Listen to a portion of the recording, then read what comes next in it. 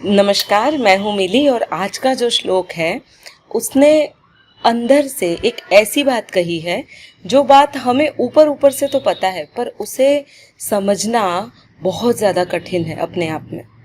भगवान इस श्लोक में प्रकृति के गुणों के बारे में बता रहे हैं। जैसे हमने अध्याय 2 में भी, जिसे सांख्य योग कहा जाता है, उसमें भी सुना था कि भगवान ने गुणों को 3 विभागों में बांटा है, सत्व, रजस और तम। आज ईश्वर प्रकृति को क्या कहते हैं उसके बारे में श्लोक है। हम पढ़ रहे हैं कर्मयोग और श्लोक नंबर है 27। आइए सबसे पहले श्लोक देखते हैं। वास्तव में संपूर्ण कर्म सब प्रकार से प्रकृति के गुणों द्वारा किए जाते हैं, तो भी जिसका अंतःकरण अहंकार से मोहित हो रहा है, ऐसा अज्ञानी मैं करता हूँ ऐसा मानता है। अब ये कैसे हुआ? आपको एक छोटा सा एग्जाम्पल देती हूँ।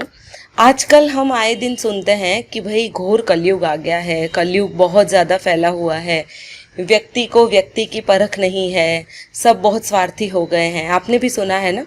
अर्थात हम ये कहने जा रहे हैं कि जो भी कुछ किया जाता है वो इंसानों के द्वारा किया जाता है। एक्चुअली ये एक साइकिल है जिसमें कुछ चीज़ें होनी ही होती है।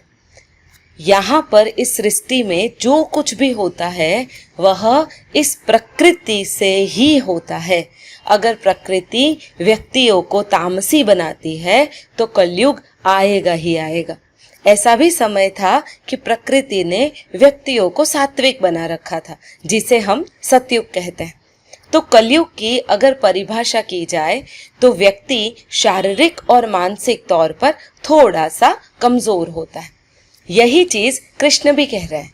वे कह रहे हैं, अर्जुन तू यदि ये सोचता हो कि तेरे युद्ध न करने से ये युद्ध नहीं होगा, या तुम लोगों के हिस्सा न मांगने से ये युद्ध न होता, तो तुम गलत सोच रहे हो। युद्ध तो हर संजोग में होता ही होता। ये प्रकृति का नियम है जो होकर ही रहेगा। तो फिर तुम अहंकारवश अपने आप को इन सब चीजों के लिए रिस्पॉन्सिबल क्यों ठहरा रहे हो? तुम रिस्पॉन्सिबल सिर्फ खुद के लिए हो। जो काम तुम्हें दिया है वो तुम्हें करना है, वही तुम्हारी रिस्पॉन्सिबिलिटी है। बाकी सारी चीजें ईश्वर जनित होती है, ईश्वर ही करवाता है। इसीलिए मैं करता हूँ यह भाव छोड़ देना बेटर है। मैंने जब ये सुना, ये पढ़ा, तब मुझे भी लगा कि हर एक चीज में हम लोग यही सोचते हैं कि हम कोई कार्य कर रहे हैं। हम ये कभी नहीं सोचते हैं कि कुछ कार्य ईश्वर जनित होते हैं जो हमें करने ही करने हैं। हम खुशी खुशी करें या दुखी होकर करें, हमें कुछ कार्य अवश्य करने होते हैं। इसीलिए कर्मों का बहुत ज़्यादा इम्पोर्टेंट है। अहंकार के बारे में कृष्ण आगे भी बताएंगे, तो कृपया मेरे साथ वीडियो में जुड़े रहिए। मैंने विषाद योग और ज्ञान, जिसको सांख्य योग कहते हैं, उस पर भी भगवद गीता के वीडियोस बनाए हैं। तो कृपया मेरी चैनल के प्लेलिस्ट में जाकर आप उसे देख सकते हैं। और मेरा वीडियो पसंद आया हो तो लाइक कर दीजिएगा, चैनल पसंद आई हो तो सब्सक्राइब अवश्य कर दीजिएगा। धन्यवाद।